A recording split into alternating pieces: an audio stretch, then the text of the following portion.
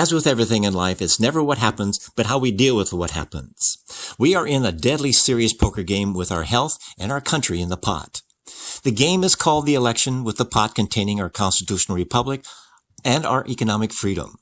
The opponent in this game is not above cheating and bluffing at every opportunity, as demonstrating by eliminating God in their platform, no regard for the unborn, while treating illegals better than our veterans. They want to defund the police, while treating mask violators worse than looters. They claim they care about BLM and illegal immigration, but have accomplished nothing, about which they promised when they had black presidents like Clinton and Obama, along with the Bushes who were complicit. They only care about them when they want their votes, but are actually more interested in advancing a new world order of population control and a socialistic society. This pandemic is playing right into their hands, improving their ability to bluff. The irony is we are being bluffed into ignoring our Constitution, changing procedures which we considered unchangeable. It is unimaginable we could bluffed into not opening our businesses, not going to church, not standing for the anthem, giving up our rights to gather, or being able to take a walk in the park. Why would we tolerate obvious ways to cheat the election by allowing illegals to be counted in our census and vote? Why do we allow mass mailings of ballots with no identification required and the same-day registration?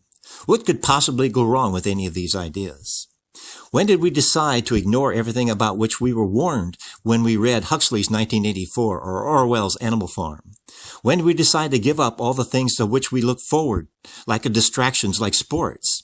The commissioners and athletic directors of teams who are in blue states are buying into these ghost stories by shutting down games and limiting attendance.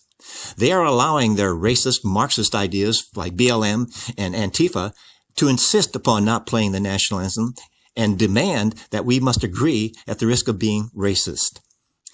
They say our national anthem is racist, political, and divisive.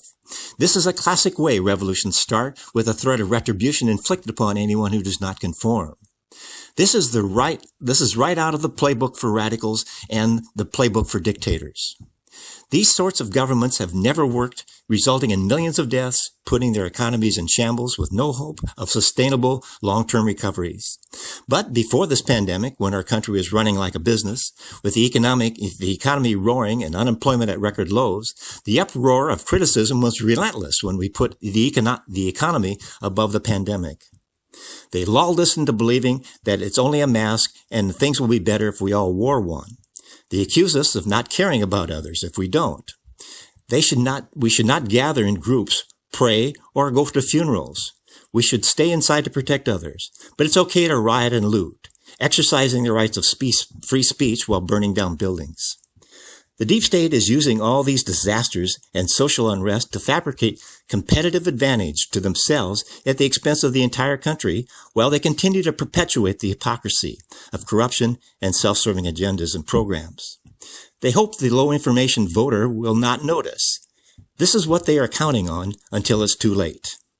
This is Keith Kuby wishing you the best and making the world a better place.